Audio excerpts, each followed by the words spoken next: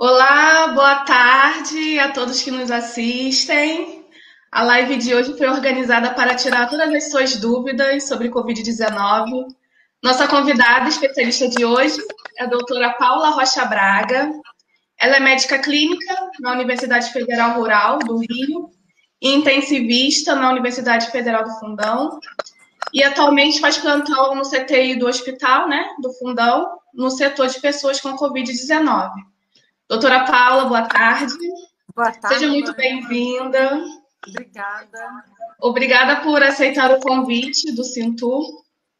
Nós estamos há algumas semanas, né, em situação de isolamento social e pandemia. Há muitas questões novas, muita fake news também, mas também há muita informação consolidada. A proposta aqui é que a doutora faça uma explanação inicial sobre a Covid-19 e depois nós vamos abrir para perguntas ao público. Tudo bem?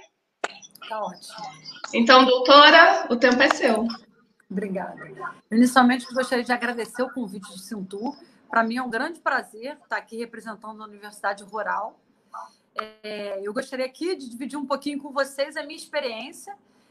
A gente lá no Hospital do Fundão, a gente tem iniciado o tratamento com coronavírus na UTI desde março, que a gente está organizando o CTI. E hoje em dia a gente tem 30 e poucos leitos de terapia intensiva dedicados ao Covid-19. Eu tive a proposta hoje de um bate-papo, não é muito uma aula formal, né? Seria realmente só uma apresentação do que a gente sabe até agora e depois uma abertura para poder conversar com vocês, entender as dúvidas e a gente tentar esclarecer, né, se é possível, porque tem muita coisa ainda sobre o vírus que a gente não sabe, mas algumas coisas a gente sabe, algumas coisas, inclusive, eu posso passar para vocês da vivência que eu tenho na terapia intensiva. Inicialmente, eu gostaria de falar sobre o coronavírus. O que é o coronavírus, né? Eu achei até interessante, no começo de tudo, uma amiga minha falou para mim assim, mas eu nunca ouvi falar de coronavírus e agora vocês estão falando de coronavírus o tempo todo. Que coronavírus é esse?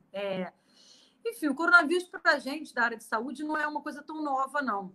A gente, desde a década de 60, que a gente já ouve falar sobre o coronavírus causando gripes e resfriados na população. Já tivemos surtos de doença grave pelo coronavírus. A gente teve em 2002 o SARS, que foi na Ásia, que foi uma angústia respiratória, ou seja, uma pneumonia grave nos pacientes. E a gente teve em 2012 no Oriente Médio também um problema grave pulmonar, basicamente, do coronavírus. E a gente teve agora, no final de 2019, casos que começaram na província de Wuhan, de pacientes com uma angústia respiratória e que foi diagnosticado como coronavírus, mas uma tipagem diferente, que aí a gente chama hoje em dia do novo coronavírus, né? A gente, desde então, a gente tem percebido como é a velocidade de transmissão. A gente tem 3 ou 4 meses que o vírus saiu da China e veio para o Brasil. Ou seja, não preciso nem dizer nada mais do que o vírus tem uma velocidade de transmissão absurda e, por isso, uma preocupação tão grande e por isso que, hoje em dia, a gente tem tantos pacientes infectados. Eu gostaria de falar para vocês como é a forma de transmissão. A transmissão do coronavírus ela é transmitida como um vírus, né? Da gripe. Ele é transmitido através do sistema respiratório, da saliva. Você pode transmitir ele através da fala, através de gotículas respiratórias no espirro, através da tosse ou através de superfícies contaminadas. Então, eu poderia, por exemplo, dar um espirro, contaminar uma superfície e uma pessoa botar a mão naquela superfície, botar a boca e ser contaminada por esse vírus. Então, a forma de transmissão que é transmitida essa doença são dessas formas. Por isso, é tão importante o uso da máscara. Hoje em dia, tem alguns meses, né, que foi decretado o uso da máscara. Eu fiquei muito feliz quando houve essa determinação, porque é uma barreira mecânica que a gente tem para poder evitar que esse vírus se propague. Temos, eu imaginei de falar para vocês também como que a gente poderia evitar essa transmissão. É importante a gente falar sobre aglomeração. A gente, hoje em dia, a gente deveria evitar contato físico com outras pessoas e, sem dúvida nenhuma, evitar aglomeração. Porque se a gente está muito próximo de outras pessoas, facilita a propagação do vírus. E algumas pessoas vão me dizer, mas se eu tiver de máscara, a pessoa de máscara, a gente não vai estar passando o vírus de uma para outra. Não é bem assim. A gente pode, de repente, encostar na máscara, manipular a máscara e pegar em alguma superfície, a pessoa também. Então, a gente deve evitar aglomeração. A aglomeração não é recomendada agora nesse momento. A lavagem das mãos é muito importante. A gente deve lavar as mãos com frequência, passar álcool gel ou álcool a 70% a todo momento que a gente encostar numa outra superfície, para a gente poder evitar que a nossa mão também seja vetor desse vírus e possa outra pessoa encostar na mesma superfície também seja contaminada. Outra coisa que eu acho que é importante a gente falar sobre o tempo de incubação. O que é o tempo de incubação? O tempo de incubação é o tempo em que a gente entra em contato com o vírus e a gente pode apresentar alguma manifestação, algum sintoma. Esse tempo é de 1 até 14 dias. E a gente tem essa determinação de 14 dias porque a gente fala quarentena de 14 dias, né? A pessoa fica 14 dias isolada para poder ver se tem algum sintoma. O que é isso? Vamos supor, vamos dar um exemplo prático. Eu tive uma exposição, de repente algum familiar meu ficou doente e eu tive contato com ele. Ou aconteceu alguma situação que eu tive que me expor e entrei em contato em lugares que eu posso ter adquirido. Então, eu vou ter que ficar 14 dias resguardada, porque nesses 14 dias eu posso ter algum tipo de sintoma. Então, nesses 14 dias, eu vou evitar o máximo possível, mais ainda, de ir a qualquer lugar, mesmo que por necessidade, eu vou tentar evitar ao máximo, até contato com outras pessoas. Então, são 14 dias até o tempo que você poderia ter algum sintoma. Então, esse tempo de incubação eu acho que é importante, até para a gente poder ter um raciocínio lógico do tempo que a gente encontrou alguém com sintoma, do tempo que a gente vai ter que se resguardar mais. Os sintomas que a gente pode ter, né, de coronavírus são, a maioria das vezes, a gente tem sintomas como uma gripe. Coriza, dor de garganta, dor no corpo, uma queda do estado geral. A gente pode ter... Aqui no Brasil, a gente está vendo muito isso eu posso falar até na minha parte prática. A gente está vendo muito a perda do apetite e a redução do olfato. Tá? Isso é uma coisa que a gente tem visto muito, e eu acredito que isso vai ser descrito depois melhor na literatura, mas é uma coisa que a gente tem visto, tem associado. Outra coisa que a gente tem associado mais aqui, que a gente não via tanto nos países da Europa e na China, é a diarreia, a gastroenterite. A gente tem visto alguns pacientes, às vezes, se manifestarem com coronavírus só com uma gastroenterite. Então, são esses sintomas. E aí você vai me perguntar, poxa, Paulo, então é uma gripezinha só? Porque você até agora falou só com sintomas leves, né? Gente, não é uma gripezinha, não. Não é uma gripezinha, eu vou explicar por quê. A gente tem 80% dos pacientes que vão ter como uma gripezinha, né? Vão passar desapercebido, pode ter só, de repente, uma dor de garganta, uma febre, ele se curou espontaneamente. Mas a gente tem uma porcentagem de pacientes que vão ter essa doença e vão ter a forma grave da doença.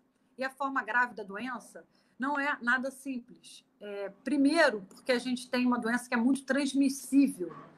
Então, quando você tem uma porcentagem de pessoas grandes infectadas, por mais que o número de pacientes graves sejam pequenos, imagina quantos pacientes graves você não teria. Você tem uma velocidade alta de propagação e uma porcentagem de casos graves. Esses pacientes que ficam graves são pacientes, geralmente, que o vírus não está cometendo só a via respiratória superior, ele já comete pulmão. E aí esse paciente pode ter uma infecção pulmonar viral grave, ele pode ter dispneia, ele pode ter falta de ar, ele pode precisar de um aparelho para ajudar ele a respirar. Mas não é só isso, embora a gente geralmente fale muito disso. Esse vírus, ele é um vírus que ele pode causar também acometimento cardiológico. O paciente pode ter uma insuficiência cardíaca, pode acometer o rim, o paciente pode ter uma insuficiência renal. Ele acomete os vasos, então a gente tem pacientes com tromboses, o paciente pode ter um tromboembolismo pulmonar, pode ter um AVC. Então, essa doença é uma doença complexa, ela não é uma doença simples. Aí você vai me falar, mas quem são os pacientes que podem ficar graves? A gente tem isso, né? A gente sabe, hoje, na nossa experiência, que os pacientes geralmente que ficam graves são os pacientes com doenças crônicas e os pacientes idosos. Só que não são só esses pacientes, tá? A gente tem tido uma experiência com pacientes jovens também. No Hospital do Fundão, a gente tem alguns pacientes internados jovens de 30 e poucos anos. Na grande maioria das vezes, são pacientes obesos, tá? Com MC maior que 30. E a gente tem observado bastante isso. No entanto, é menos comum, tá? Uma quantidade bem pequena da população, a gente tem pacientes, sim, rígidos, até atletas, e que podem ter forma grave. Estou falando isso porque a gente sabe que já foi falado que o paciente, por ser atleta e tudo, não teria uma forma grave. Isso não é verdade. É menos comum, mas pode acontecer também. E aí eu vou perguntar, aí talvez vocês me perguntem do isolamento social. Mas será que o isolamento social é tão necessário assim? Eu escutei uma pessoa falando algumas semanas atrás, mas a gente não pode viver dentro de uma cápsula. E o que acontece? A gente agora precisa muito do isolamento social. O isolamento social para a gente agora é muito importante, porque a gente precisa evitar que esse vírus se propague de uma forma muito rápida. A gente precisa que a curva dessa epidemia, que a curva do vírus de propagação seja lenta, para a gente conseguir acomodar no sistema de saúde, seja público, seja privado. A gente precisa acomodar os pacientes que chegam doentes. A gente precisa acomodar os pacientes que estão com falta de ar. Eu não posso ter pacientes que não têm nem possibilidade de serem atendidos por um médico, por um enfermeiro, por um profissional de saúde. E o que acontece? Eu preciso de tempo para isso. Primeiro, eu preciso de tempo para a gente ter EPI. Agora, a gente está tendo uma quantidade maior de EPI. No começo da epidemia, a gente tinha pouco e a gente tem limitado. A gente não tem EPI. Se, de repente, por exemplo, a gente resolveu agora sair do isolamento social. A gente não vai ter EPI para todo mundo. E, com isso, a gente não vai conseguir atender todos os pacientes de uma forma adequada. Os profissionais de saúde vão adoecer, porque não vão ter equipamento de proteção individual. A gente não tem leito de terapia intensiva suficiente, se a gente, de repente, resolver que não vai fazer mais isolamento social. E a gente não tem ventilador. Então, a gente precisa dar um tempo. A gente precisa que essa doença seja propagada lentamente. Porque eu escuto algumas pessoas falarem, mas todo mundo vai ter, não tem jeito. A gente não sabe se todo mundo vai ter, mas que muitas pessoas vão ter, a gente sabe. Só que se todas as pessoas tiverem ao mesmo tempo, a gente vai colapsar o sistema de saúde, independente se é público, independente se é privado. A gente não tem vaga para todo mundo, a gente não tem fisioterapeuta, médico, enfermeiro, técnico de enfermagem para atender a todos. A gente não tem. Então, a gente precisa desse isolamento social. O que a gente tem que fazer agora o máximo possível é isolar. É quem pode trabalhar de casa, evitar reuniões, evitar aglomerações. É difícil, claro que é, gente. Eu sei que é difícil. Eu estou morrendo de saudade da minha mãe, do meu pai, da minha sogra, dos meus amigos, mas eu estou isolada. Eu saio para trabalhar e volto e fico em casa, porque eu sei da importância que é o isolamento social agora, nesse momento.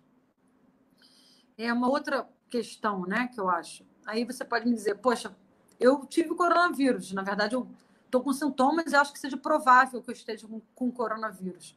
O que eu faço agora? A gente tem uma recomendação que você aguarde de 3 a 4 dias para poder ver como está sendo o comportamento desse vírus.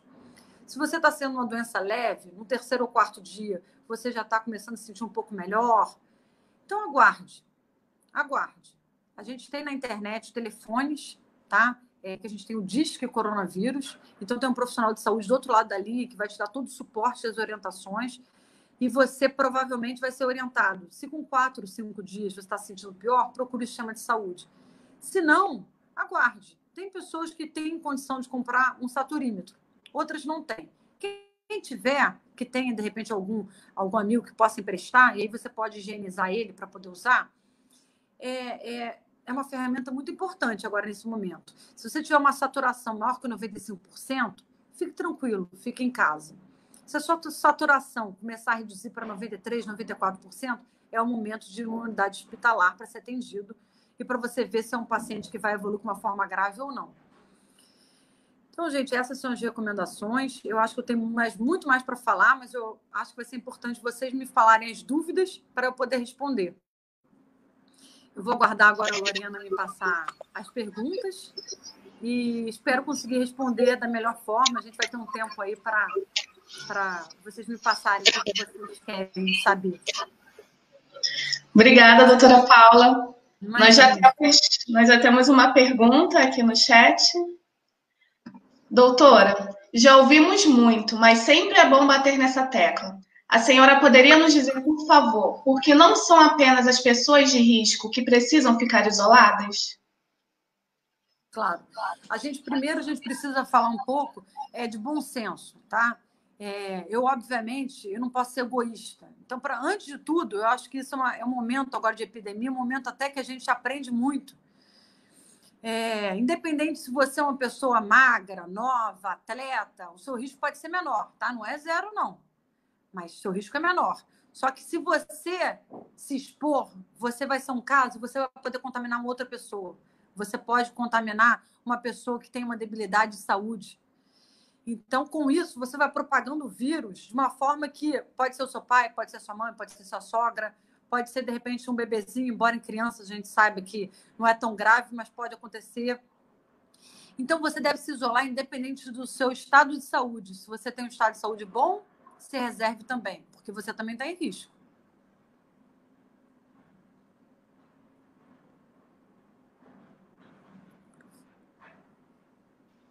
Desculpa, estão ouvindo?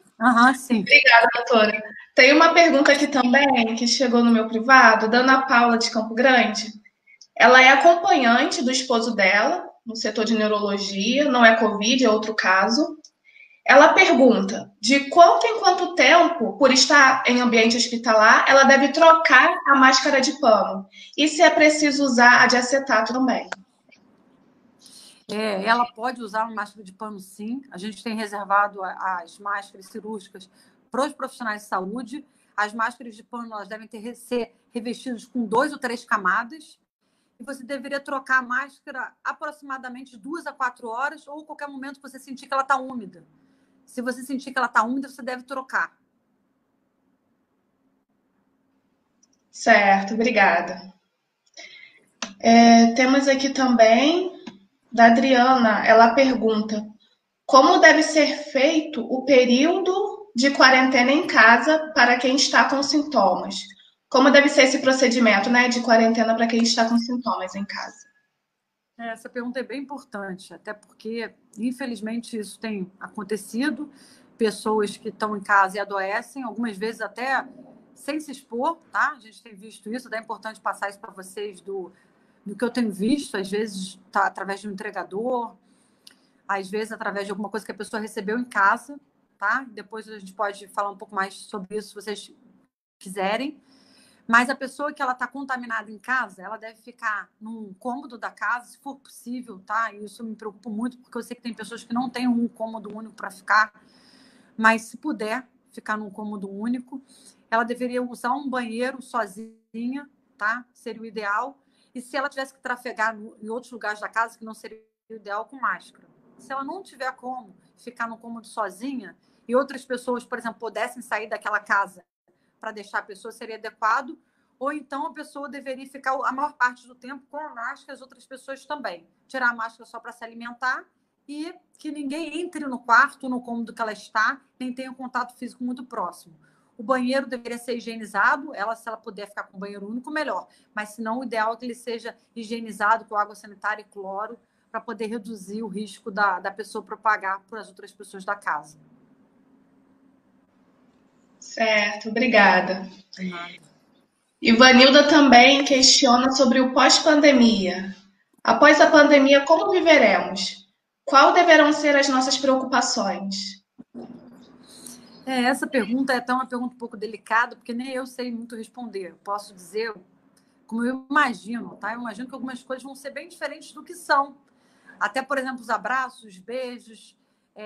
Nós latinos, né, temos o hábito de se abraçar e de se beijar. Eu não sei nem se essa etiqueta vai voltar um dia, sinceramente. Eu realmente não sei como vai ser daqui para frente. Eu imagino que seja tudo com um protocolo diferente. Eu imagino que quando as coisas comecem a se acomodar para a gente começar a pensar numa abertura, vão ter que haver protocolos em lojas, estabelecimentos. As pessoas provavelmente vão ficar de máscara e vão ter que higienizar as mãos com mais frequência.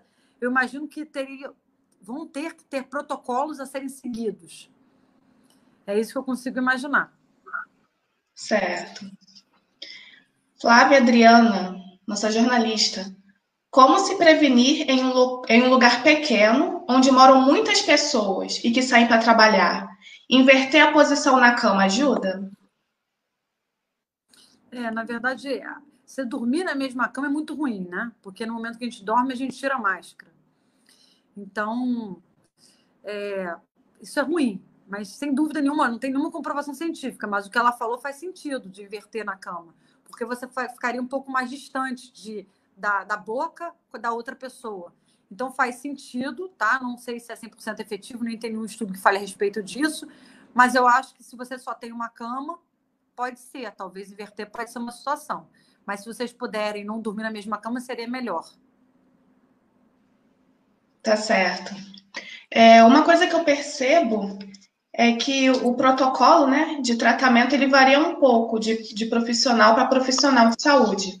A Rivadalba faz uma pergunta nesse sentido. Qual a medicação para quem fica em casa se tratando? Eu imaginei que várias pessoas iam ter essas dúvidas, inclusive até amigos médicos perguntam e a gente conversa muito entre si sobre isso. O que é ruim? A gente não tem nenhuma medicação comprovada que mate o vírus, né, o coronavírus. A gente não tem. Então, a gente tem especulações, né, acerca de vários remédios, não só da cloroquina, como vocês devem estar se perguntando se eu sou a pró, se eu sou a favor, se eu sou contra. O que a gente tem hoje em dia são estudos e que não mostram benefício de nenhum dos remédios. Então, assim, eu, sinceramente, em casa, eu não faria nenhum deles. Nem a cloroquina, até porque a cloroquina ela tem efeitos de arritmia e efeitos que a pessoa em casa poderia ter efeitos muito graves. Tá? Eu acho que isso deve ser individualizado.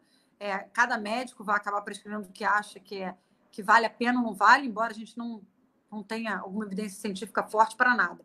Mas em casa, é importante que a pessoa trate, porque se a pessoa está em casa, o caso é leve, concorda? Então, se o caso é leve, ela vai tomar a dipirona, que ela está acostumada, o Tilenol, que ela está acostumada, e vai esperar. Se o caso for grave, ela tiver que ir para o hospital, né? Se ela começar a não estiver se sentindo bem, aí ela vai ser atendida por um médico, e eu acredito que vai depender muito do protocolo de cada hospital e de cada médico que ela vai ser atendida. Verdade. E a gente está numa altura da pandemia em que muitos dos nossos amigos, vizinhos, já tiveram contato com a doença, já ficaram doentes e agora estão recuperados. E uma coisa que eu percebo é que essas pessoas elas estão voltando ao convívio social, mas não estão usando mais as máscaras, né? Não estão tomando mais as precauções que tomavam antes de ter a doença. A Geni Oliveira de Campo Grande pergunta: quem já teve o vírus pode se contaminar novamente? Isso é uma pergunta também bem polêmica, né?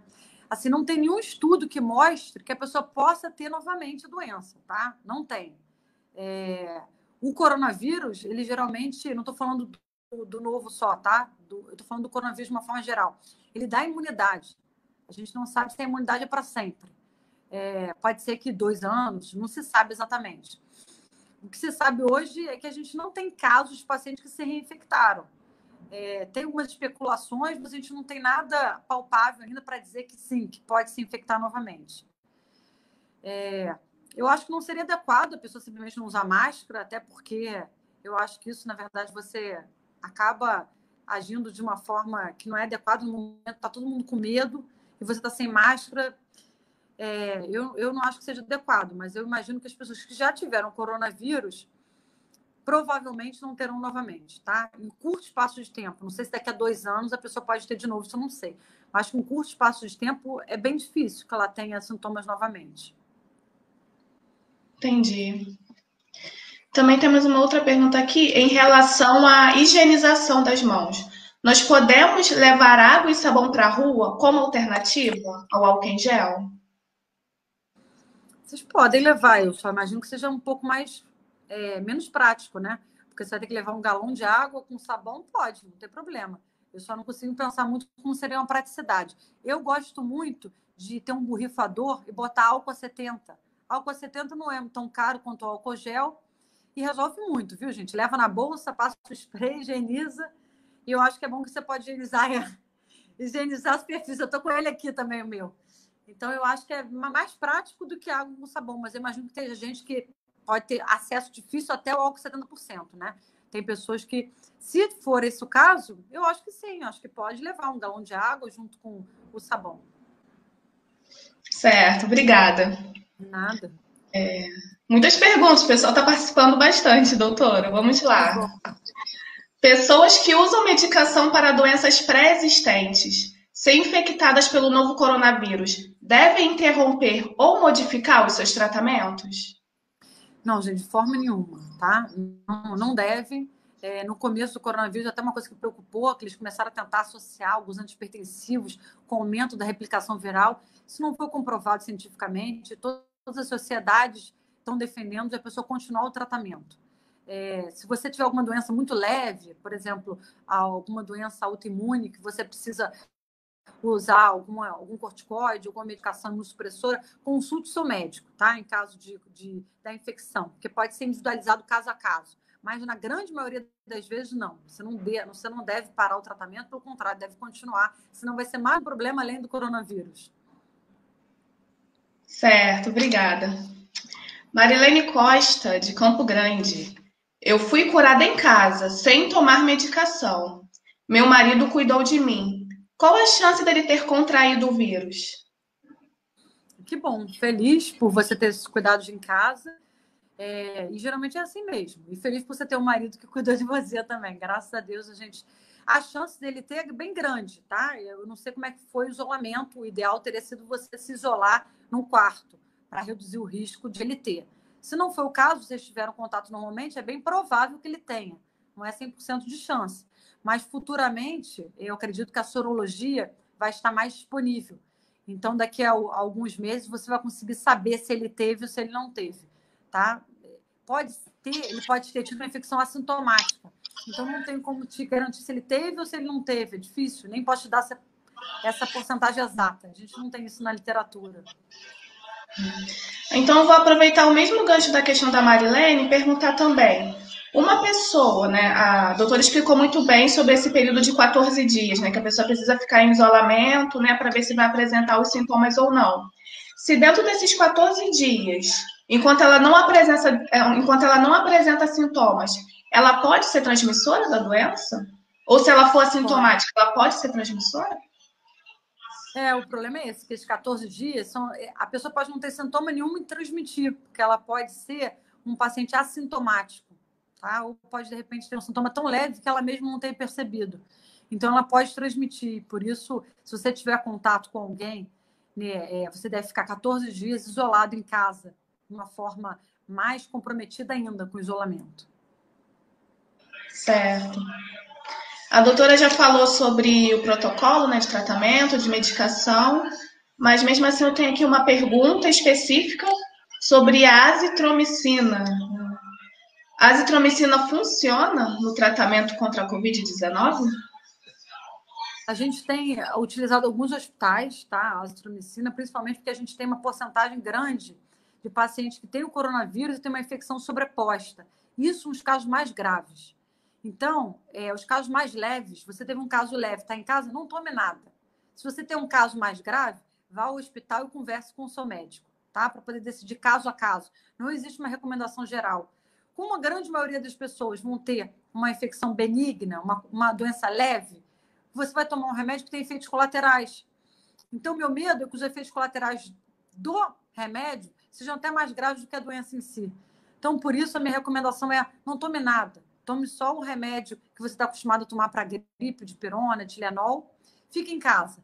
Em caso de febre prolongada, falta de ar, ou você não se sente bem depois do quarto, quinto dia, vá ser atendido e o médico vai te orientar melhor, porque vai depender muito de caso a caso. Talvez algum exame de sangue, um raio-x de tórax seja necessário e uma discussão individual do seu caso. Essa é a minha orientação. Tá, ok, obrigada. Nada. Tatiane Dantas. Quando saímos do isolamento social para ir ao supermercado ou farmácia, por exemplo, como nós devemos proceder para se proteger do coronavírus? Primeiro, o ideal é que você vá ao supermercado que ele tenha um controle, né, do controle da entrada das pessoas. Tem alguns mercados que a gente sabe que tem um controle maior, outros que a gente sabe que não tem controle nenhum. Então, dê preferência agora, nesse momento, a supermercados que tenham controle na entrada das pessoas, para não ter aglomeração dentro do supermercado. Outra coisa importante, tenha sempre com você o álcool gel, o álcool líquido, tá? Vá no supermercado com a consciência de que você tocou, primeiro de máscara, obviamente, né? Segundo, que tudo que você colocar a mão, você deve higienizar após. Então, tem pessoas que preferem botar luvas, porque falam que vou botar a luva, não bota a mão no rosto, e depois do mercado tira a luva, passa um álcool na mão. Pode. Ou você pode se munir do álcool spray ou do álcool em gel e botou a mão em alguma superfície e higienize depois, tá? Os supermercados que estão comprometidos com o combate ao coronavírus, você, ao chegar ao supermercado, ele te dá um carrinho e ele mesmo já passa álcool naquela alça que você segura. Eu acho que isso é importante. Se você não tiver, de repente, perto um supermercado dessa forma, leve o seu álcool, passe ali no carrinho, e aí você vai começar suas compras. Tudo que você pegar, você sabe que você não pode botar a mão no rosto antes de higienizar. Então, eu acho que você deve ter isso na sua mente bem consolidado, para que você, sem querer, não coloque a mão no rosto, tá? Então, eu acho que depois desse coronavírus, o que fica, pelo menos, antes de botar a mão no rosto, sempre pense que tem que higienizar antes. E depois, importante também, que eu vejo gente não fazendo. Chegou em casa do mercado, gente, banho. Tem que tomar banho. Porque você encostou sem querer na prateleira com a roupa. Aí você senta no sofá com aquela roupa. Então, tem que tomar banho, tá? Tem que as mulheres higienizar os cabelos, porque encosta. Então, se você tiver um cabelo curto como o da Lorena, menos mal, mas não pode botar a mão no cabelo também. Eu prefiro fazer esse protocolo, prefiro ir ao mercado menos vezes. Quando eu vou realmente pensando em todos os lugares que eu toco e tomo banho sempre depois. Eu acho que isso é uma forma que a gente pode ir. E não esqueça de higienizar tudo quando chegar em casa, tá? Isso é uma outra parte que eu imagino que alguém iria perguntar também. Vai precisar de higienizar todos os alimentos que entram na sua casa. É muito trabalhoso, realmente é. Mas a gente está precisando fazer esses protocolos agora, nesse momento. Certo. Quando eu preciso sair, né? É bem esporádico, mas eu vou aqui, ó. Uso sempre a máscara descartável, né? E também levo sempre o álcool em gel, Isso. preciso sair. Mas tem algumas pessoas que preferem usar a sua máscara de pano, tem a minha aqui. Quando a pessoa sai com a máscara de pano, como deve ser a higienização dela? Depois, Olha, quando ela chega em casa. eu imagino que a pessoa, por exemplo, vai ao mercado ou vai, de repente, fazer alguma coisa que seja rápida na rua, pela necessidade, vai precisar usar só uma máscara, não vai ter necessidade de mais. Então, tem pessoas que, às vezes, precisam se expor um tempo maior por algum outro motivo. Então, o ideal é levar outras máscaras de pano guardadas, geralmente eles guardam um saco plástico. Então, você tem que ter um saquinho plástico para poder armazenar que ela foi utilizada. Você pode usar ela de 2 horas, entre 2 e 4 horas seria adequado, ou até ela umedecer. E aí você pegaria a sua máscara de pano, colocaria ela dentro de um saco plástico, higienizaria as mãos, pegaria outra máscara e trocaria. Tá? O ideal seria ser feito dessa forma. Certo, obrigada. A Flávia Adriana também pergunta: os fumantes correm maior risco de infecção pelo novo coronavírus? Depende muito do quanto de destruição pulmonar você tem em relação ao uso do tabagismo, né? Geralmente, pessoas fumaram muito tempo, têm um comprometimento já pulmonar e isso pode causar, sim, um problema maior quanto ao coronavírus. Não posso dizer que todos os pacientes que fumam têm problema maior. É caso a caso. Entendi. O Renato Evaristo pergunta: o Ministério da Ciência e Tecnologia fez testagem com o medicamento Anita. Você sabe se tem resultados? A doutora sabe algo? A gente tem resultados do Anita in vitro, ou seja, a gente não tem ainda uma evidência científica que ele possa ser efetivo na pessoa. Ele, em laboratório, mostrou uma redução da carga viral, né? Na verdade, ele mostrou assim, começou a querer mostrar algum efeito, mas a gente ainda não tem certeza se nos humanos a gente tem realmente essa redução da replicação viral, que era o que ele gostaria de provar. Então, ainda não é uma droga que está sendo recomendada em larga escala, sabe?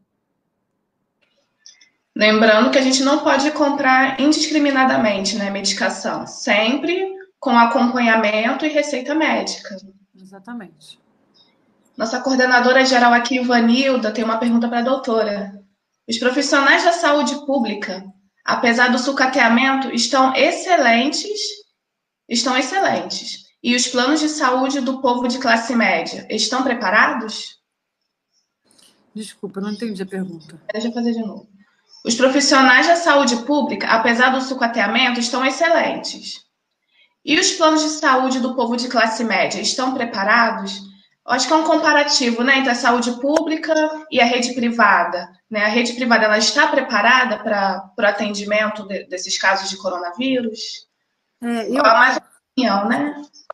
O que a gente tem visto muito é tanto a rede pública quanto a rede privada andou muito mal no início, sabe?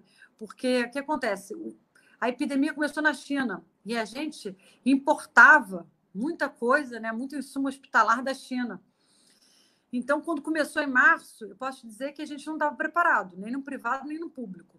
A gente tinha muita limitação de EPI, tinha limitação de ventilador, tinha muita limitação, inclusive até mesmo técnico, né? A gente estava aprendendo o que era o coronavírus, a gente não tinha intensivista suficiente, nem no público, nem no privado, a gente não tem.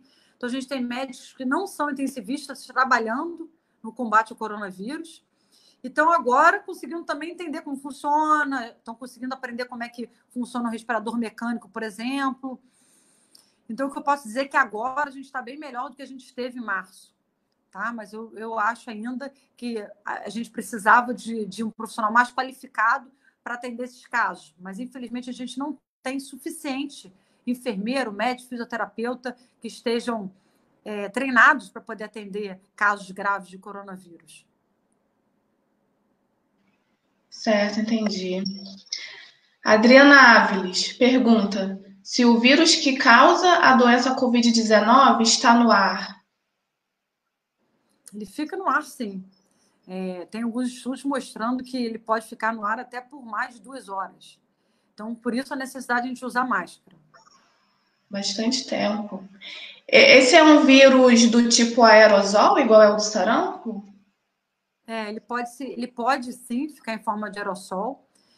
E por isso ele pode atingir distâncias grandes, até 2 metros, geralmente. E tem algumas formas que você acaba fazendo com que ele fique mais em forma de aerossol ainda, como, por exemplo, fazendo nebulização. No hospital, os pacientes que estão fazendo algum procedimento invasivo, ele facilita mais ainda o fato de ele ficar em aerossol no ambiente. Por isso esse contágio tão grande, né, doutora? Exatamente. Ivanilda Reis também pergunta: a alimentação deve ser uma preocupação?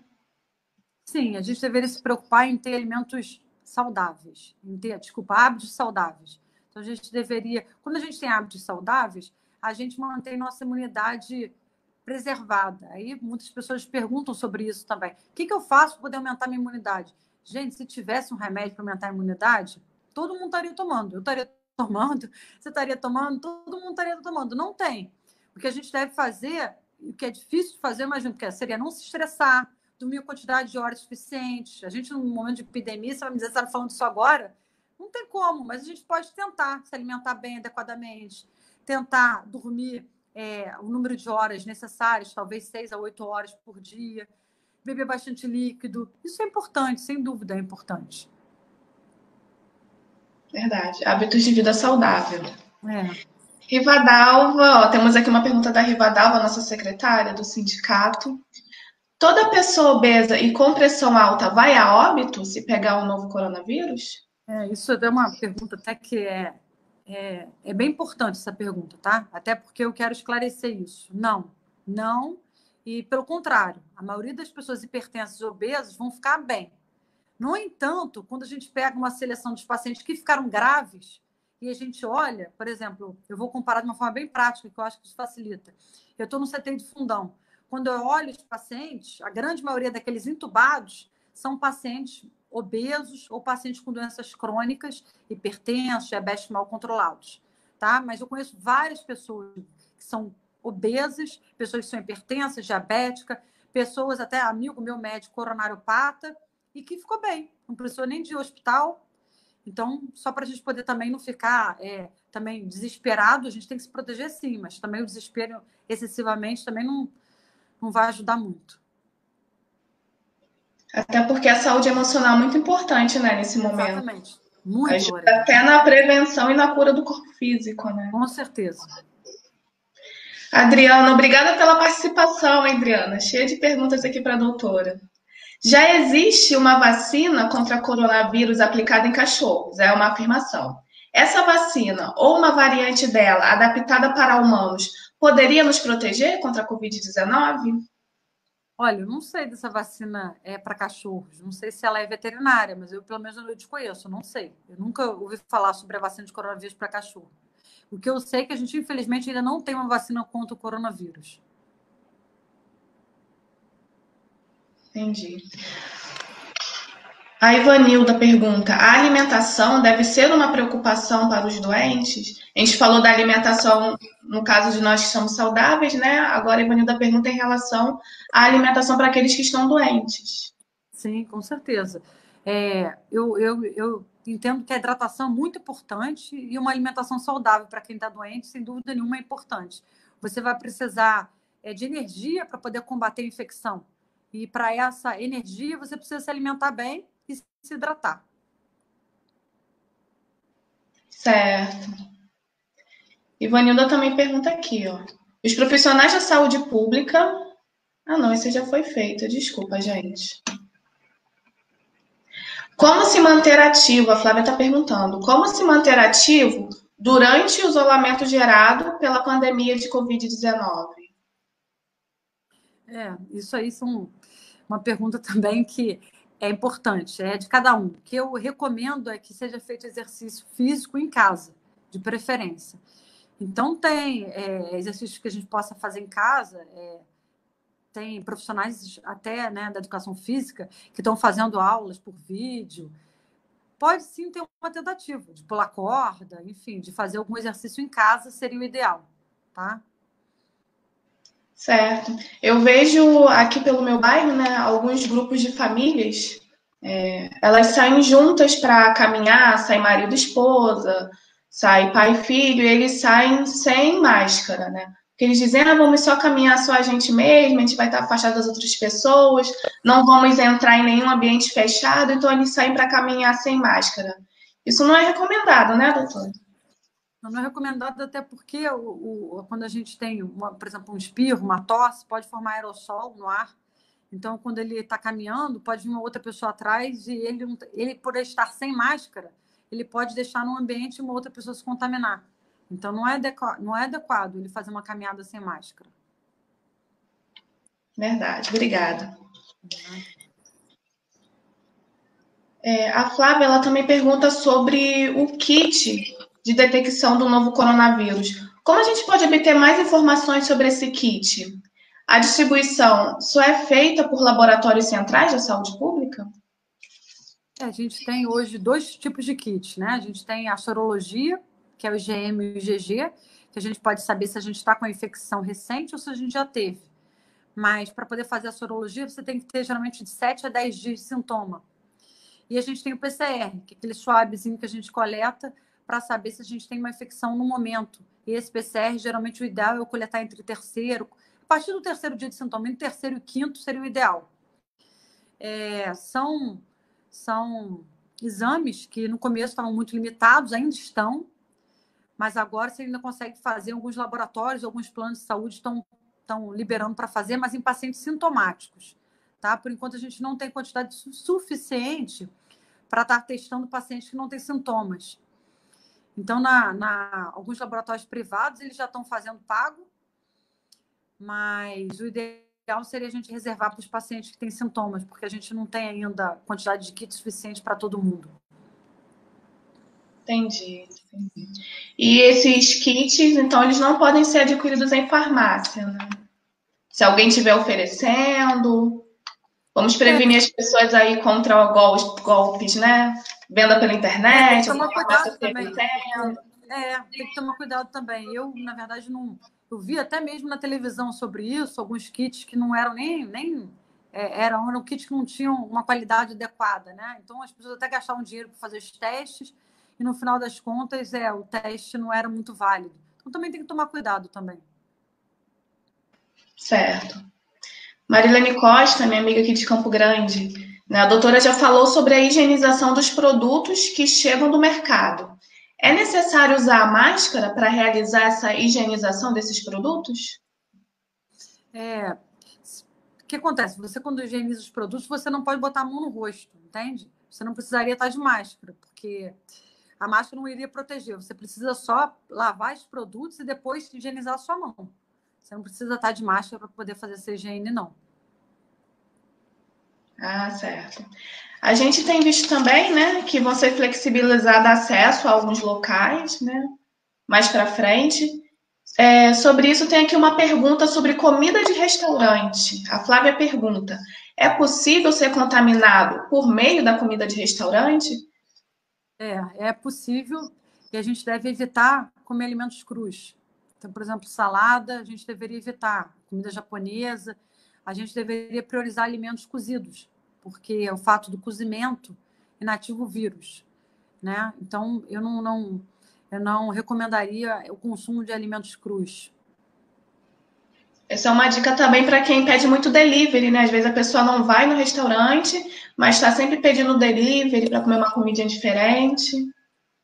E a pessoa que pede delivery tem que tomar muito cuidado. Por exemplo, pedir uma pizza. A caixa da pizza, ela pode estar contaminada. Então, você tem que ter cuidado. Não é só com o entregador. Você tem que estar de máscara para receber o entregador, ou mesmo que ele deixe na portaria. Tem pessoas que estão... Você vai ter aquela caixa que está contaminada. Então, você precisa colocar ela num lugar, numa superfície, que depois você vai higienizar. Você precisa abrir com uma mão, depois higienizar a mão, pegar a pizza. Então, tem que ter todo um cuidado para entender que aquela embalagem pode estar contaminada. Então, isso é importante a gente ter em mente. Certo. Logo no início da quarentena, né, o boom dessa pandemia aqui no Brasil, as gestantes, elas não eram um grupo de risco, né, nem lactantes. Depois elas foram incluídas nesse grupo. E a Flávia pergunta: uma mulher lactante que tenha sido infectada pelo novo coronavírus, ela pode continuar amamentando seu bebê? Ela pode transmitir pela amamentação, né? Isso. Isso ainda é novo, sabe? A gente não sabe muito a respeito disso, mas ela tem que procurar a recomendação da obstetra dela. Eu realmente não posso responder essa pergunta, porque eu não tenho segurança da resposta. Ah, tá certo. A doutora sabe nos dizer como é que é feita a notificação para o Ministério da Saúde? Desculpa? Nos casos de... a doutora sabe nos dizer como é feita a notificação para o Ministério da Saúde nos casos de coronavírus? A gente tem no ambiente hospitalar um papel que a gente faz a notificação. Certo.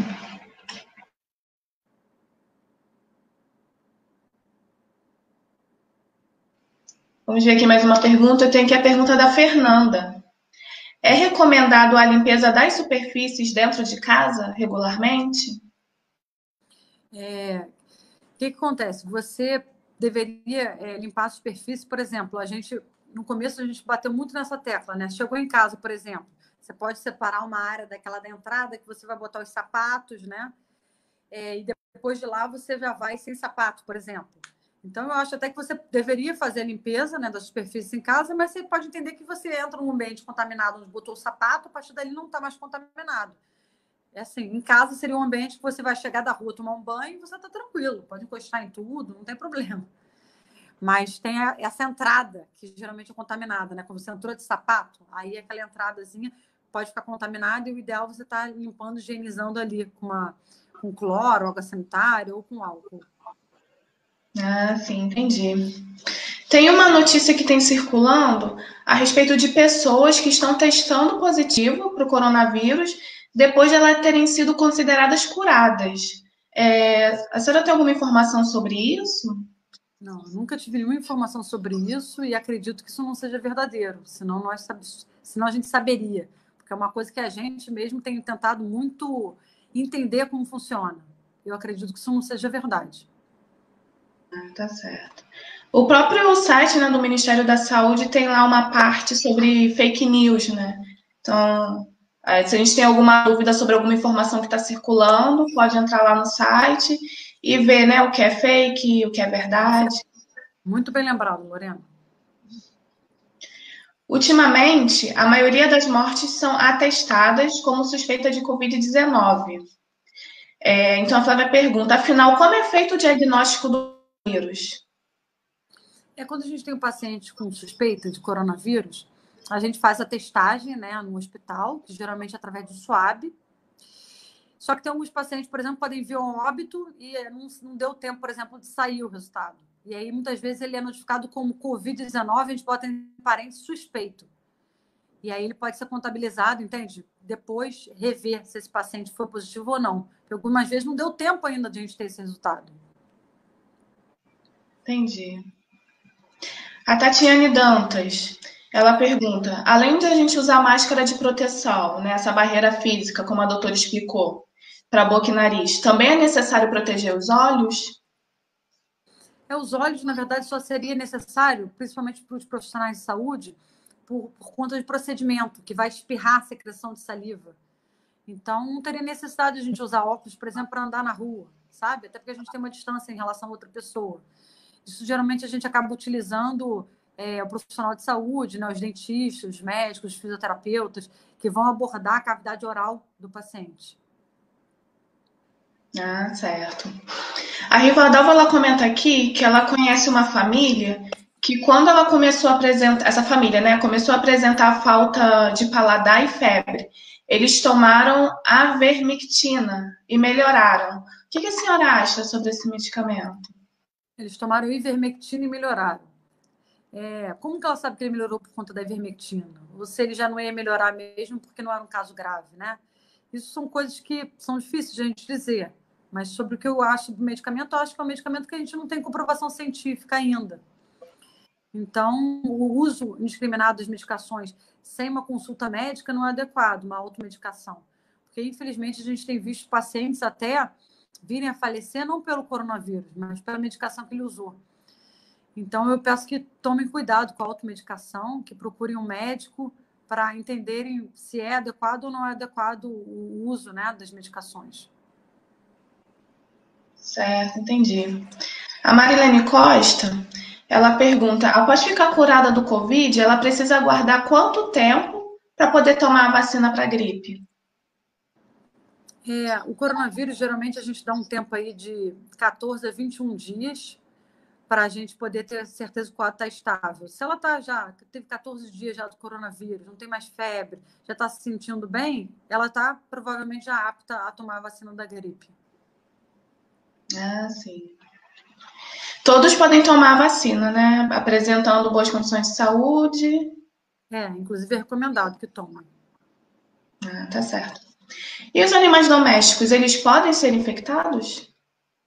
Eu até conversei com o meu compadre, que é veterinário, sobre isso.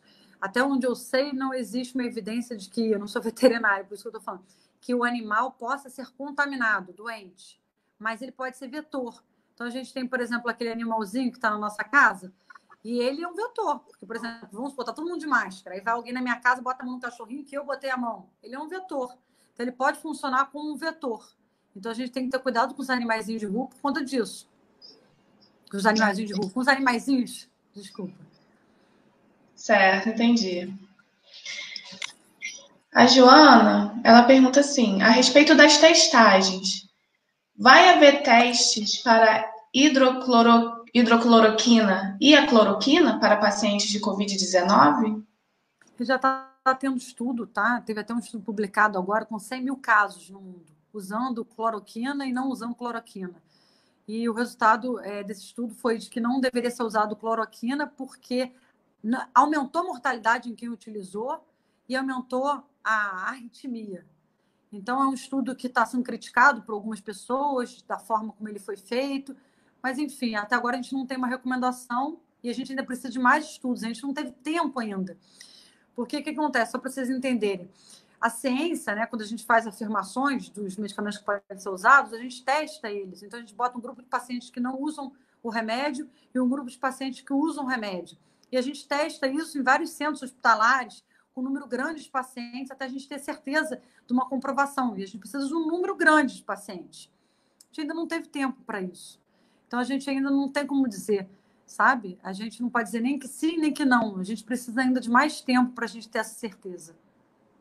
Ah, tá certo. A Adriana, ela pergunta se o novo coronavírus é o mesmo vírus SARS ou MERS. É o coronavírus, sim. O coronavírus que causou SARS, que causou MERS. Ele é uma família. O novo coronavírus, que agora a gente se trata, não é o mesmo. Ele é uma mutação desse vírus. Ah, tá certo. É uma mutação deles, né? É. A Marilene diz que ela ouviu uma reportagem de que o Rio já ultrapassou o número de casos de mortes na China. A doutora sabe se é verídica essa informação? Olha, pelo menos o que eu sei é o que vocês sabem também, né? Que é divulgado na mídia. Que eu saiba, não. Que eu saiba, a gente ainda não ultrapassou, mas pode ser que a gente venha ultrapassar. Eu só sei realmente através da mídia mesmo. É a única informação que eu tenho. Ah, tá. E qualquer hospital pode receber paciente com coronavírus? Praticamente todos os hospitais hoje em dia estão recebendo. Tá? No início, tinha alguns hospitais que eles colocavam Covid-free, os hospitais privados. Mas, como a disseminação desse vírus é muito alta, né, muito grande, isso se tornou impossível. Porque a gente precisava de leitos de hospital, e mesmo um paciente que não tivesse com coronavírus internado, ele poderia se infectar através do familiar, através de um profissional de saúde. Então, a gente hoje não tem nenhum hospital que não esteja internando um paciente com coronavírus. Tá certo. O Roberto Wagner, ele pergunta se a vacina para a influenza pode proteger também contra o novo coronavírus. Não, ela não protege, não. Na verdade, ela não tem ação nenhuma contra o coronavírus. A gente recomenda que o paciente tome a vacina para a influenza, para ele não ter os dois, né? Porque pode ter uma co-infecção de influenza com coronavírus e aí piorar o quadro. Então, por isso que a gente recomenda. Ah, sim. E por que, uma pergunta da Flávia, né? Por que a campanha de vacinação contra a gripe, iniciada pelo Ministério da Saúde, é importante para esse momento de enfrentamento da pandemia do coronavírus? Já que ela não protege, né, contra o coronavírus, porque é importante as pessoas se vacinarem também contra a influenza nesse período de pandemia. Eu acho que é importante, primeiro, ela é divulgada com a importância dela, exatamente para você não correr o risco de ter as duas infecções, que pode acontecer, tá? De ter o coronavírus com influenza e você ter um quadro mais severo por conta disso. Mas no meu entendimento, a gente tem uma outra coisa também importante. Se você se protege contra a influenza, você reduz as chances de ter um caso mais grave, de repente precisar até de uma internação, e até reduz a chance de você se contaminar, né? A gente sabe que os hospitais, a gente tem um risco maior de se contaminar quando a gente vai ao hospital. Então, para dar um exemplo prático, eu tenho uma avó de 92 anos que tem problemas pulmonares. A gente correu atrás para ela conseguir vacinar, que era o meu medo de ela ficar gripada, de precisar ir no hospital e acabar se contaminando com o coronavírus. Entendi. Aqui em casa, meu pai é do grupo de risco, a gente também correu, né, para ele ser vacinado. Toda a família foi. E uma curiosidade, né? Uma pergunta que é uma curiosidade, vamos ver se a doutora pode nos ajudar. Por que a doença causada pelo novo corona recebeu esse nome de Covid-19? Ah, tá. Ah, sim, Covid-19 eu não sei, mas o coronavírus, ele foi batizado de coronavírus porque a superfície dele parece uma coroa. Então, ele teve o nome de coronavírus por conta da coroa. Por conta da... Agora, do Covid-19, eu realmente não sei por que foi Covid-19. Eu não sei. Ah, tá certo. O vídeo veiculando, né, na mídia que coronavírus é o nome do vírus, né? E Covid seria o nome da doença, né? Algo assim. Exatamente isso. E a Organização Mundial de Saúde, ela disse que notas de dinheiro carregam Covid-19.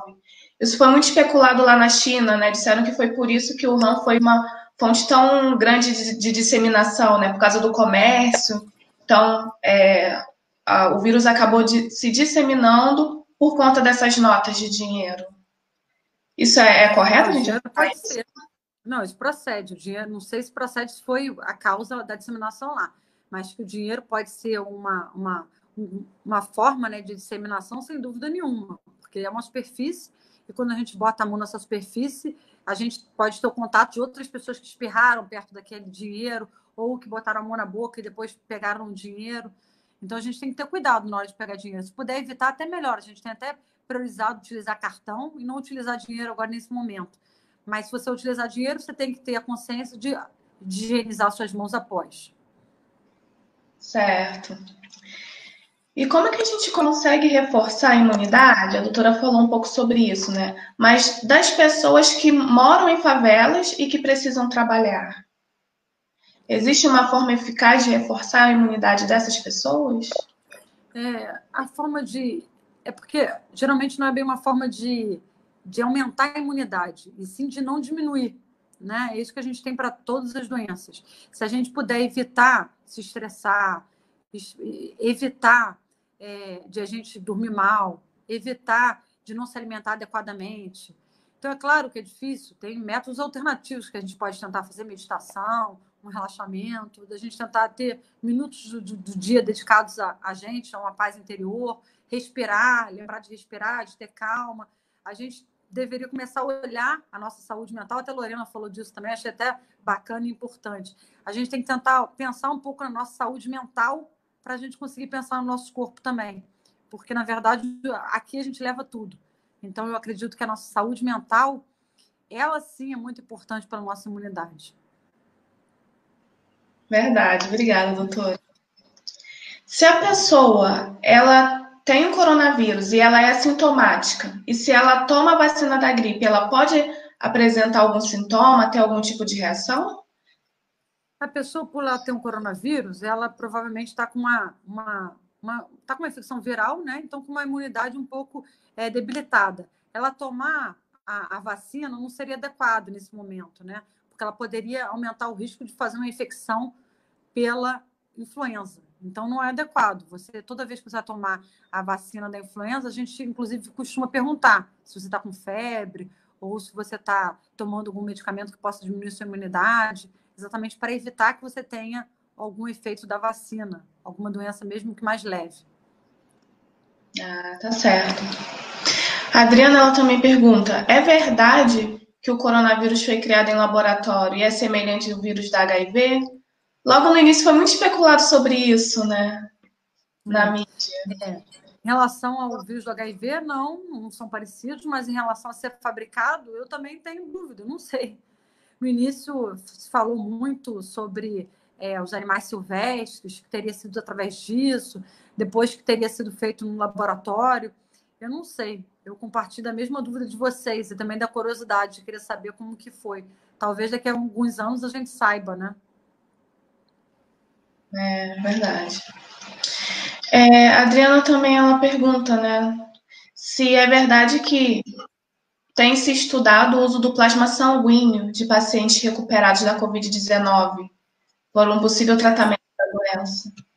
Isso vinha sendo estudado, sim, inclusive vem. A gente ainda não tem exatamente a demonstração do efeito, mas eu entendo até que faz até totalmente um sentido. Você imagina, você pega o sangue de uma pessoa que tem anticorpo para aquele vírus e injeta em outra para você poder combater aquela doença.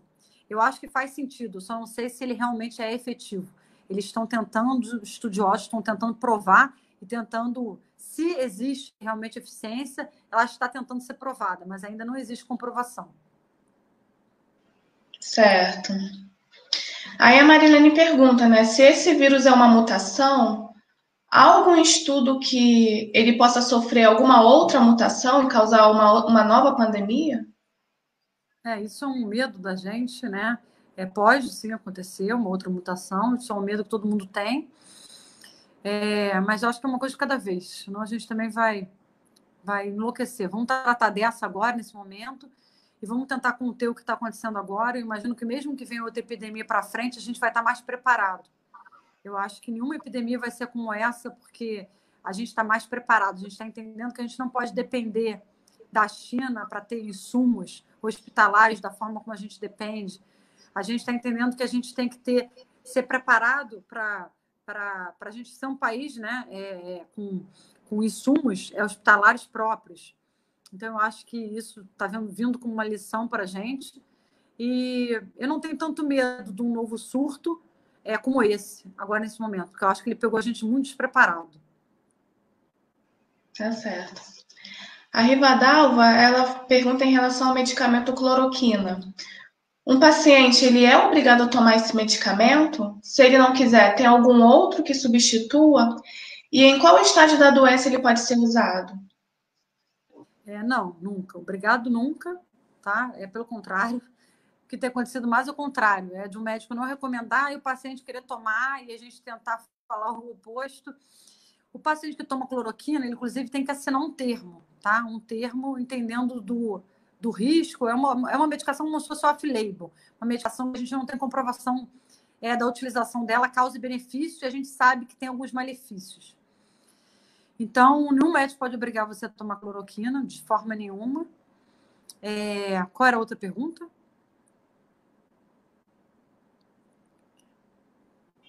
Em qual estágio da doença ele pode ser utilizado? Isso é importante, isso é importante. A cloroquina, ela tem um benefício para reduzir, o benefício, na verdade, hipotético, tá?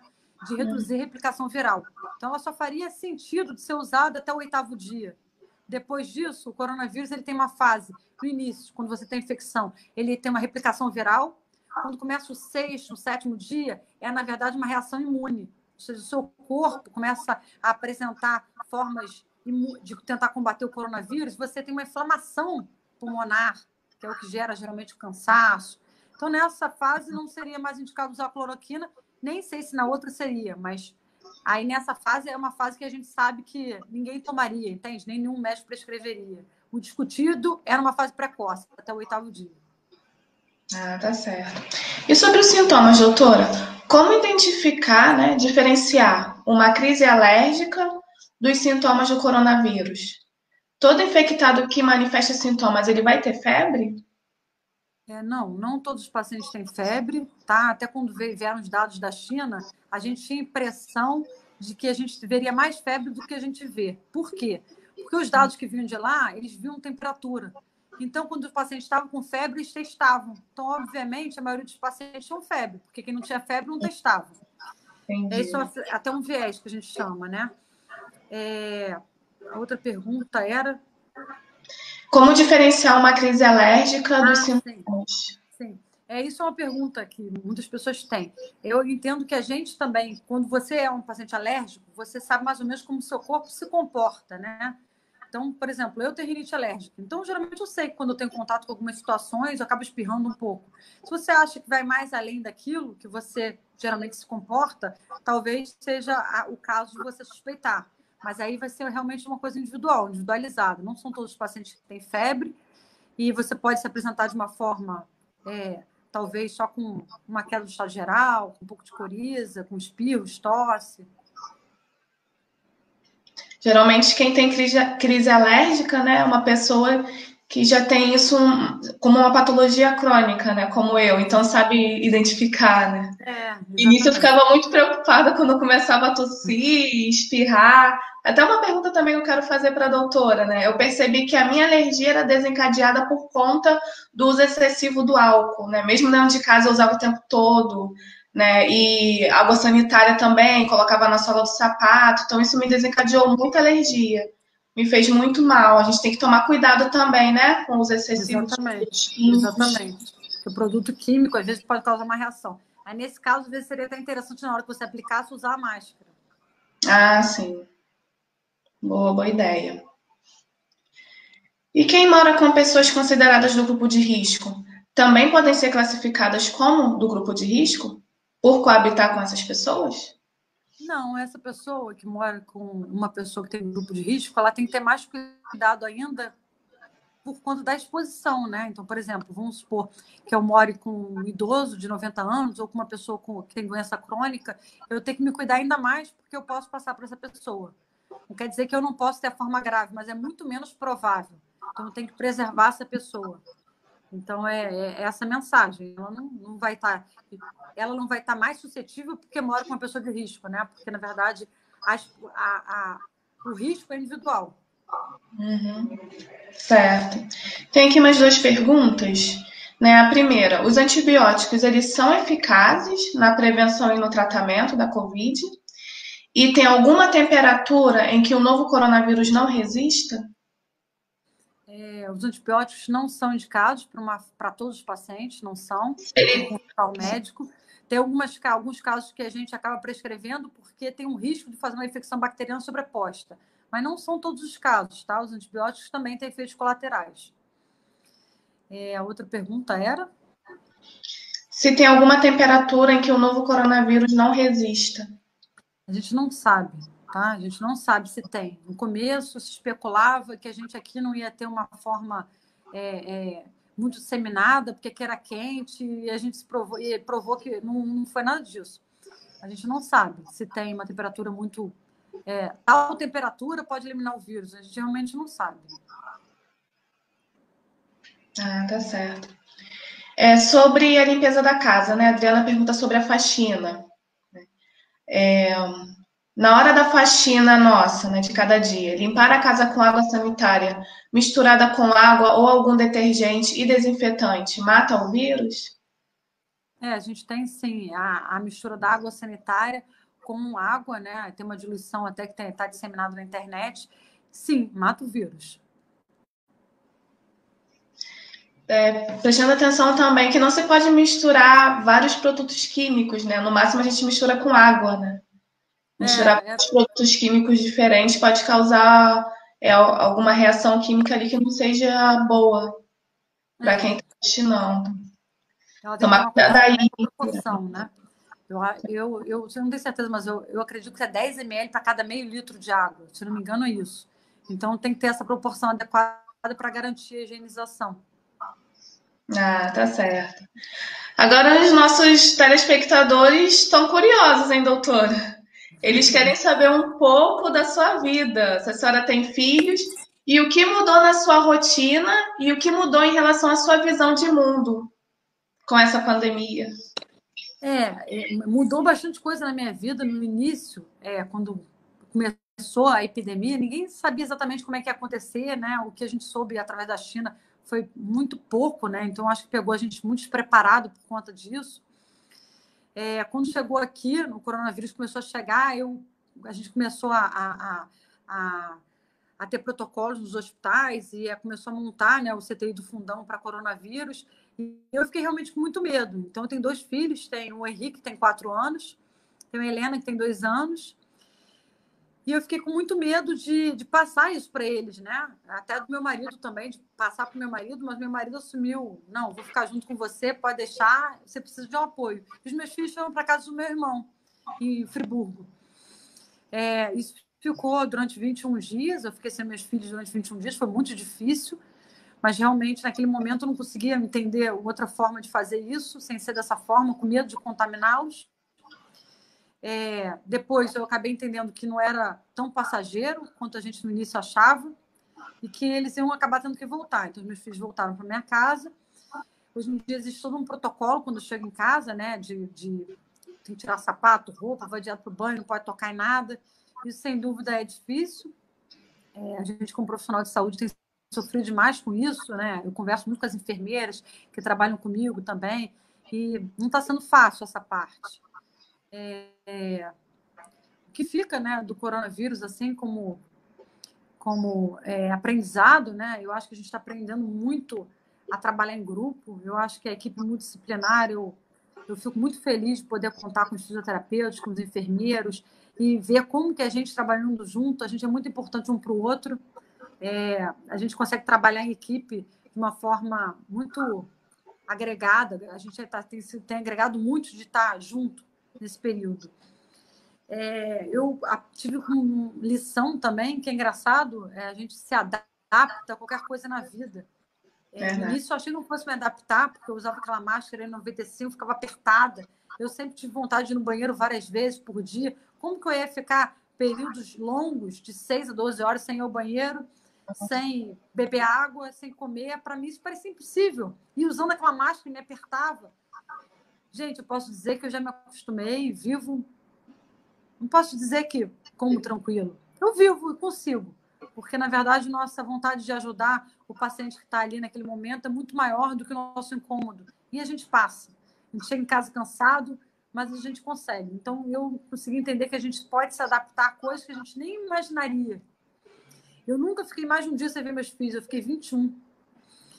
Isso, para mim, também. Fiquei e, posso dizer, foi difícil? Foi, mas eu consegui, eu suportei. Não sei, foram tantos aprendizados, né? Eu acho que a gente está aprendendo tanta coisa. A gente está aprendendo muita coisa, até que a gente tem que pensar muito no outro, a gente não pode ser egoísta.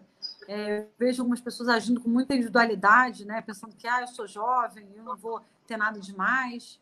E as outras pessoas são idosas e pessoas que você pode disseminar essa doença e, sabe? Então, eu acho que tem muito aprendizado nessa epidemia, né? Aprendizado para o país, que o Brasil tem um sistema maravilhoso de saúde, que é o SUS, e quem nunca deu bola, né? E que o SUS, na verdade, sempre foi desprezado em vários anos. A gente perdeu bilhões na saúde nos últimos anos.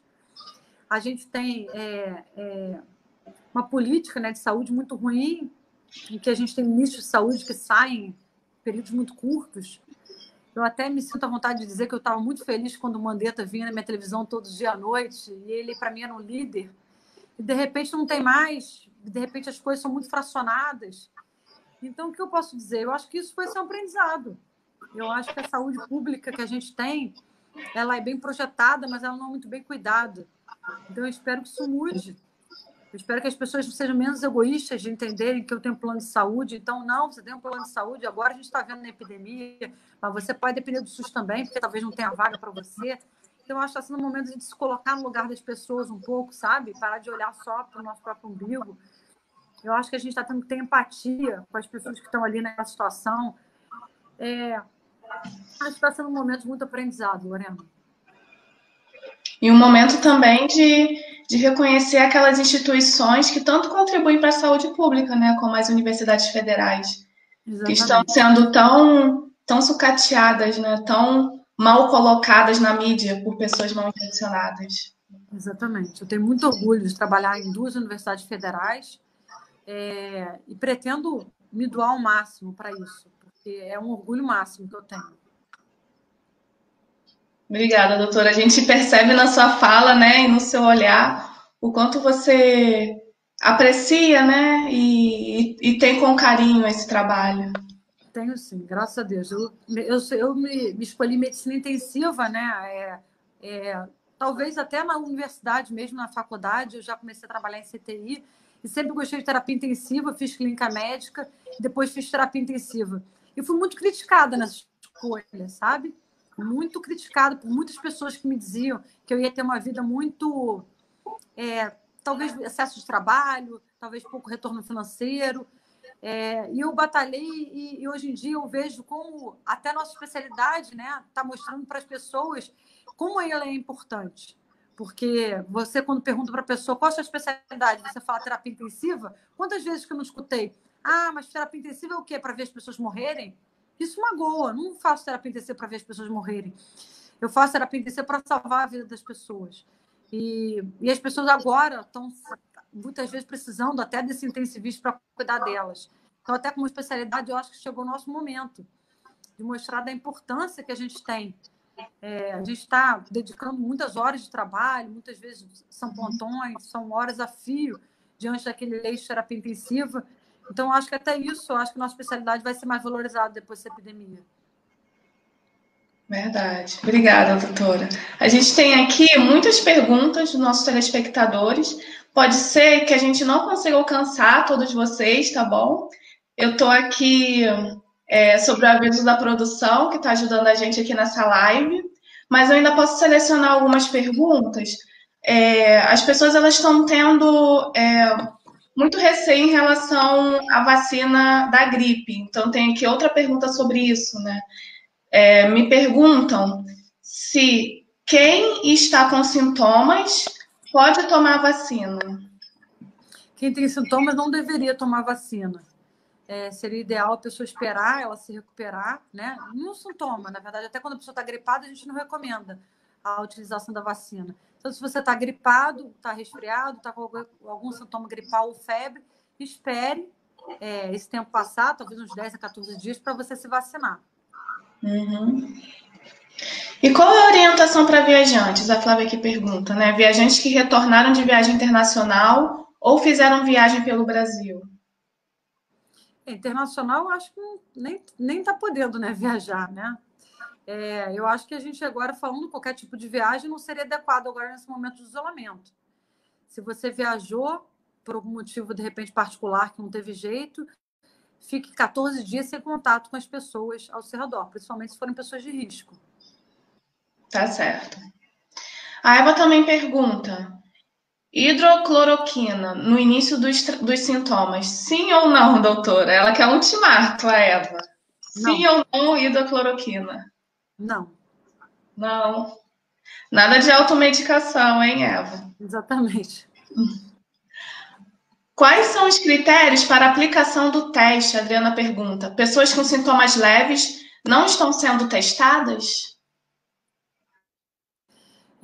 Não tem teste para todo mundo. Então, digamos que se você for no hospital para ser testado, tiver sintomas leves, pode ser que não tenha teste para você. Não existe um protocolo único, depende muito de cada hospital, de cada estabelecimento que você vai ser atendida. Mas a gente está priorizando os testes para os pacientes mais graves por falta deles, tá? Seria importante a gente ter, isso até é uma coisa importante até de ser falado. A gente tem um grande problema no Brasil, que a gente não tem testagem para todo mundo. Então, se a gente tivesse, seria mais fácil a gente conter essa epidemia, de rastrear as pessoas que estão infectadas e até de facilitar futuramente uma flexibilização no isolamento social. Mas a gente não tem. A gente tem poucos testes disponíveis. Então, a gente está priorizando, nesse momento, para os pacientes que estão mais sintomáticos, né? Ah, entendi. E quando aparece na mídia dizendo que tem tantos casos confirmados, são casos de pessoas que foram testadas? Ou são...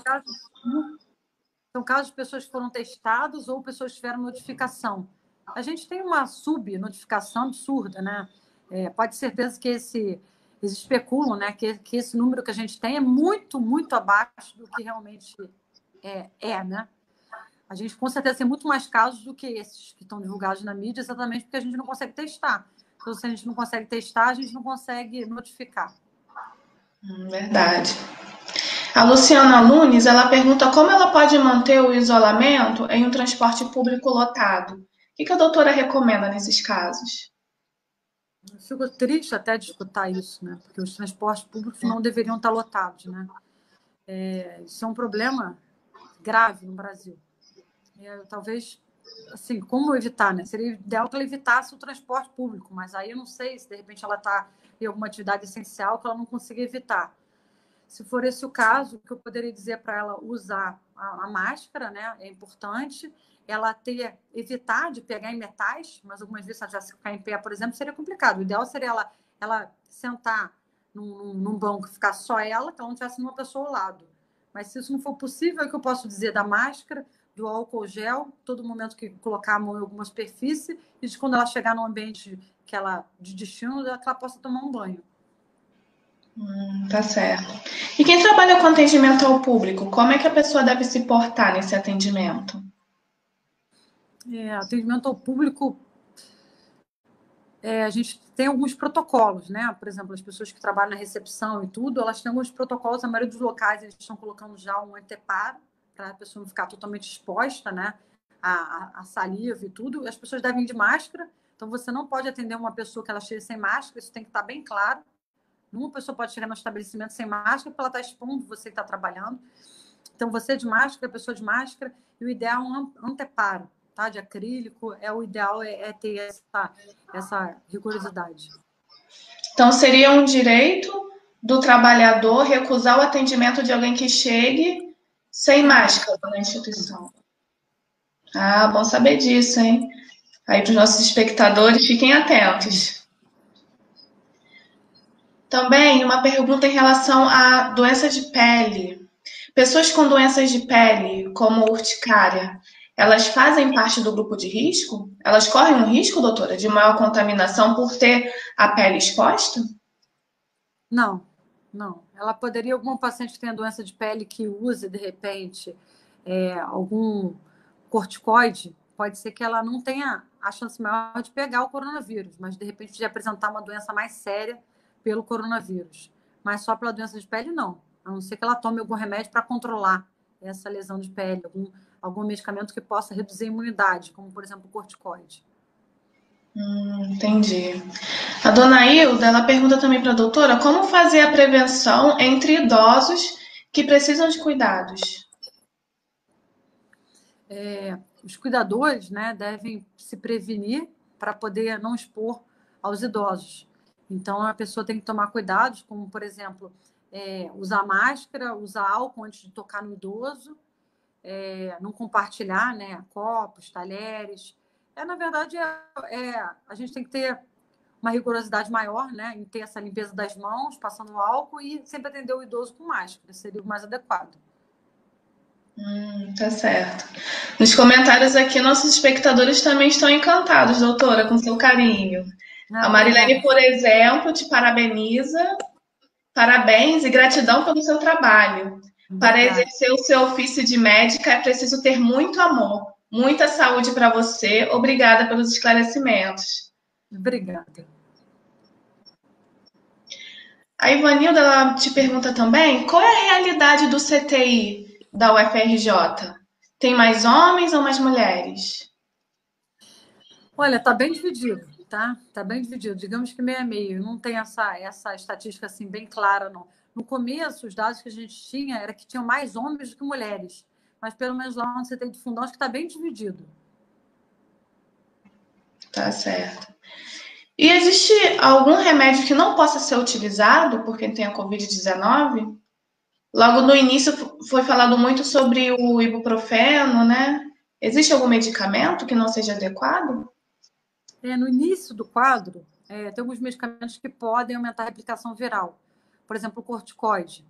Bem no início do quadro seria... Agora já está até especulando se pode ser usado depois de uma fase mais tardia. Mas no início do quadro, por exemplo, ele poderia aumentar a replicação viral. O ibuprofeno tinha indícios que poderia. A gente não tem certeza. Mas o que a gente deve fazer? Se a gente pode usar outros medicamentos, por que vai usar o ibuprofeno, né? Então, se a gente pode usar o paracetamol ou a dipirona, a gente poderia priorizar, em vez desses remédios que poderiam estar associados a alguma replicação viral. Certo, obrigada. Todo mundo te parabenizando, doutora, parabéns, parabéns pelo trabalho de amor e dedicação, que Deus te abençoe sempre. Obrigada. Uma pergunta importante também. Existe algum canal direto com o Ministério da Saúde para tirar dúvidas sobre o novo coronavírus? Tem, e está divulgado na internet. Tem um número para poder ligar, eu realmente não sei agora de cabeça, mas na internet você consegue encontrar. Tá certo.